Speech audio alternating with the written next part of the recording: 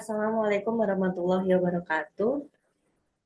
Perkenalkan, nama saya Farah Dibolia Rahman, mahasiswa PPG Calon Guru Gelombang 2 tahun 2024, bidang studi ekonomi, Universitas Indraprasta PGRI.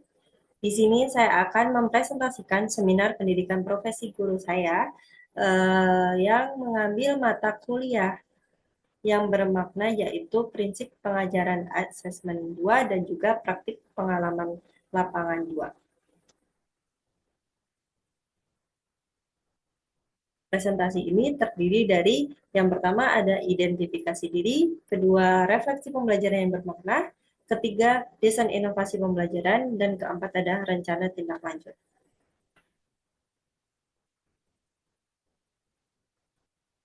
Untuk yang pertama yaitu identifikasi diri. Identifikasi diri ini terdiri dari tiga, yaitu yang pertama visi pribadi saya untuk pendidikan Indonesia. Jadi visi pribadi saya untuk pendidikan Indonesia adalah untuk dapat berkontribusi dalam meningkatkan kualitas pendidikan guna membentuk generasi muda yang unggul secara akademik, berkarakter, berpikir kritis, dan mampu membawa perubahan positif serta berkelanjutan bagi bangsa. Kemudian visi pribadi sebagai calon guru, di mana saya ingin menjadi pendidik yang memberikan pembelajaran yang bermakna dan berpihak pada peserta didik dengan mengembangkan potensi, membentuk karakter, serta mempersiapkan mereka menghadapi tantangan global. Untuk rencana tindak lanjut dalam mencapai visi tersebut adalah yang pertama, saya akan meningkatkan kompetensi sebagai pendidik melalui pendidikan lanjutan seperti yang sudah saya jalani saat ini. Saya mengambil pendidikan profesi guru guna untuk meningkatkan kompetensi saya sebagai guru profesional. Kemudian saya juga akan melakukan pelatihan dan juga pengalaman praktis. Kedua, mengembangkan pendekatan pembelajaran yang menyenangkan dan relevan dengan penekanan pada nilai-nilai positif dan pembentukan karakter. Yang ketiga, memberikan pengalaman belajar yang inklusif dan bermakna bagi peserta didik. Yang keempat, beradaptasi dengan perkembangan teknologi dan tren pendidikan terbaru untuk dapat meningkatkan kualitas pembelajaran. Dan kelima, yaitu membangun hubungan baik dengan peserta didik dengan mendengarkan kebutuhan mereka dan mengembangkan lingkungan yang mendukung perkembangan sosial dan juga emosional. Kemudian untuk refleksi pembelajaran yang saya pilih dari dua mata kuliah prinsip pengajaran asesmen 2 dan juga praktik pengalaman atau PPL 2. Setelah mengikuti serangkaian refleksi dalam seminar PPG, saya memperoleh pengetahuan dan juga pengalaman berharga yang menjadi bekal penting untuk menjadi guru profesional yang dapat memahami karakteristik peserta didik serta mampu merancang pembelajaran yang bermakna dan berpihak pada peserta didik. Dari seluruh mata kuliah yang saya jalani ini, menurut saya prinsip pengajaran asesmen 2 serta PPL 2 ini merupakan dua mata kuliah yang memberikan pengalaman belajar yang paling bermakna. Keduanya ini saling berkaitan erat karena teori yang saya pelajari pada mata kuliah prinsip pembelajaran asesmen 2 ini seperti asesmen awal pada pemetaan karakteristik peserta didik, penerapan Teaching at the Right Level atau TARL, serta penerapan Culturally Responsive Teaching atau CRT dapat saya implementasikan secara langsung dalam praktik pembelajaran mandiri di PPL 2. Dari dua mata kuliah tersebut, saya menyesuaikan teori dengan kondisi nyata, memahami karakteristik peserta didik, serta mengelola dinamika dan tantangan kelas.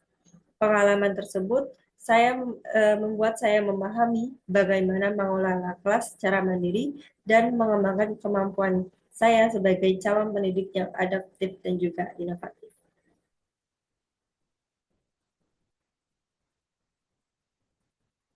Kemudian pengalaman bermakna dari prinsip pengajaran asesmen 2. Pengalaman belajar bermakna yang saya peroleh dari mata kuliah ini adalah mencakup pemetaan karakteristik peserta didik, penerapan teaching at the right level, serta culturally responsive teaching atau CRT. Menurut saya, pengalaman yang bermakna ini terkhusus pada topik 2 dalam penerapan TRL, di mana saya merancang pembelajaran dengan menggunakan pendekatan TRL pada asesmen yang berbasis permainan Find Your Match dengan kartu soal yang disesuaikan dengan tingkat kemampuan peserta didik. Penerapan pendekatan ini dalam pembelajaran membantu saya merancang proses pembelajaran yang bermakna dan menyenangkan karena disesuaikan dengan tingkat kemampuan peserta didik dengan menambahkan unsur permainan yang menarik namun tetap akurat dalam mengukur kemampuan. Strategi pembelajaran yang saya rancang menjadi lebih tepat sasaran, inklusif, relevan, dan juga dengan kebutuhan peserta didik. Kemudian untuk pengalaman pembelajaran bermakna pada mata kuliah PPL 2. Salah satu pengalaman belajar yang bermakna dari mata kuliah PPL 2 ini menurut saya adalah praktik pembelajaran mandiri atau PPM. Pada tahap ini, saya mendapat kesempatan untuk mengajar dan mengelola kelas secara mandiri tanpa pendampingan langsung dari guru pamong. Pengalaman ini memberikan tantangan sekaligus kebebasan bagi saya untuk mengeksplorasi serta menerapkan berbagai teknologi, model, strategi, dan pendekatan pembelajaran yang telah saya pelajari selama di perkuliahan. Dengan demikian, saya dapat merancang pembelajaran yang lebih sesuai dengan kebutuhan dan karakteristik peserta didik dengan mereka dapat mengembangkan potensinya secara maksimal. Selain itu, praktik ini juga mengasah keterampilan saya dalam mengambil keputusan secara mandiri di dalam kelas, menyesuaikan metode pengajaran dan dengan dinamika yang ada, serta meningkatkan rasa percaya diri sebagai calon pendidik profesional.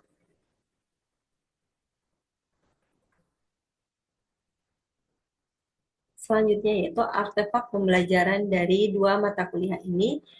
Untuk artefak prinsip pengajaran asesmen 2, saya menggunakan topik 2 ruang kolaborasi, di mana ini merupakan video dari penerapan pendekatan TARL dalam di dalam kelas.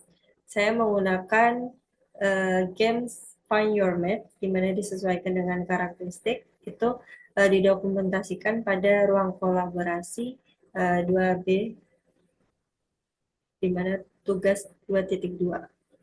Kemudian untuk topik yang ketiga yaitu ada ruang kolaborasi 2, tugas 3.2, proyek pengajaran dan asesmen menggunakan pendekatan culturally responsive teaching, di mana dalam pembelajaran ini saya menerapkan pendekatan CRT yang diintegrasikan dalam kegiatan pembelajaran.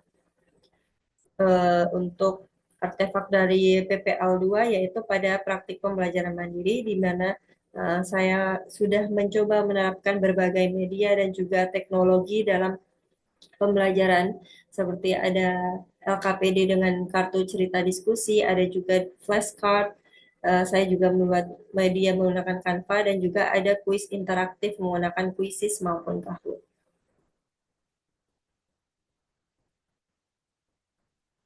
Selanjutnya yaitu desain inovasi pembelajaran yang telah saya rancang.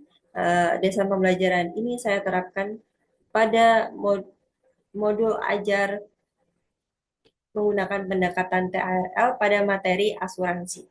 Dalam modul ajar ini, saya menggunakan kegiatan model pembelajaran cooperative learning make a match, yaitu dengan pada permainan kartu soal. Make a match sendiri merupakan menjodohkan kartu soal, di mana kartu soal terdiri dari soal dan jawaban. Jadi masing-masing peserta didik akan dibagikan kartu yang berisi soal maupun jawaban. Nah, untuk desain inovasi yang saya rancang ini, pada kartu soal ini saya bedakan berdasarkan tingkat kemampuannya. Tingkat kemampuan peserta didik. Jadi dalam suatu kelas saya sudah membagi peserta didik menjadi 3 kelompok besar. Ada kelompok dengan tingkat kemampuan lanjut, kemudian ada kelompok dengan peserta didik yang memiliki kemampuan menengah, kemudian ada juga kelompok dengan peserta didik kemampuan rendah.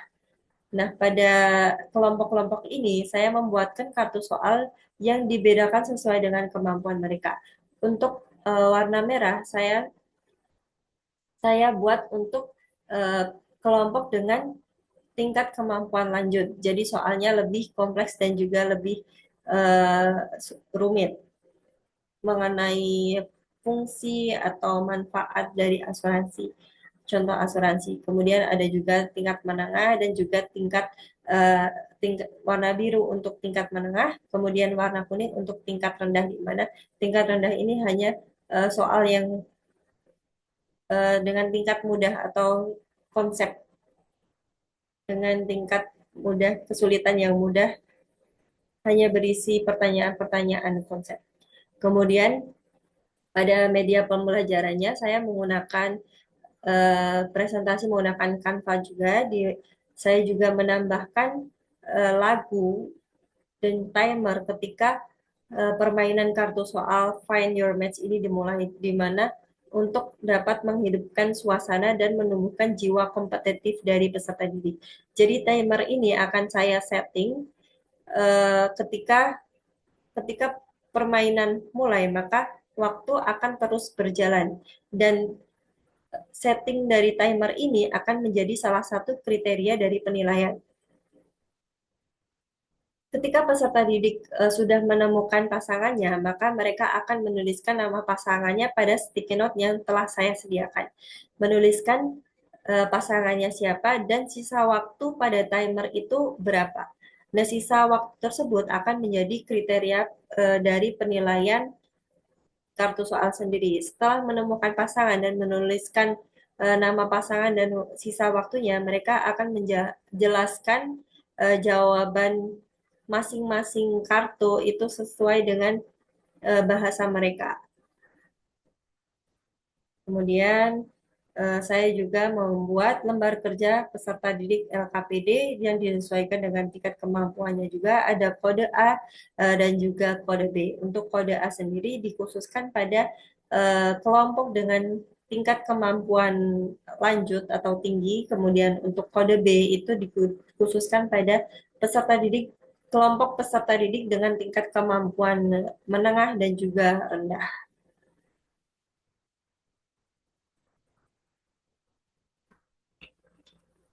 Yang terakhir yaitu rencana tindak lanjutnya. Pada rencana tindak lanjut ini saya akan melakukan 3 hal. Yang pertama, secara konsisten saya akan melakukan pemetaan karakteristik dan juga kebutuhan peserta didik melalui asesmen awal non-kognitif maupun kognitif, kemudian menyusun strategi pembelajaran yang sesuai dengan tingkat kemampuan dan latar belakang mereka. Yang kedua, saya juga akan menerapkan pendekatan pembelajaran seperti Teaching at the Right Level atau TRL, Culturally Responsive Teaching atau CRT, dan model pembelajaran aktif lainnya yang mengintegrasikan teknologi sesuai dengan tuntutan zaman peserta didik, serta melakukan refleksi berkala untuk dapat meningkatkan kualitas dari pembelajaran itu sendiri. Dan yang ketiga yaitu aktif dalam mengikuti pelatihan, forum diskusi, serta komunitas belajar guru untuk berbagi praktik baik, memperbarui pengetahuan, dan juga mengembangkan kompetensi secara berkelanjutan.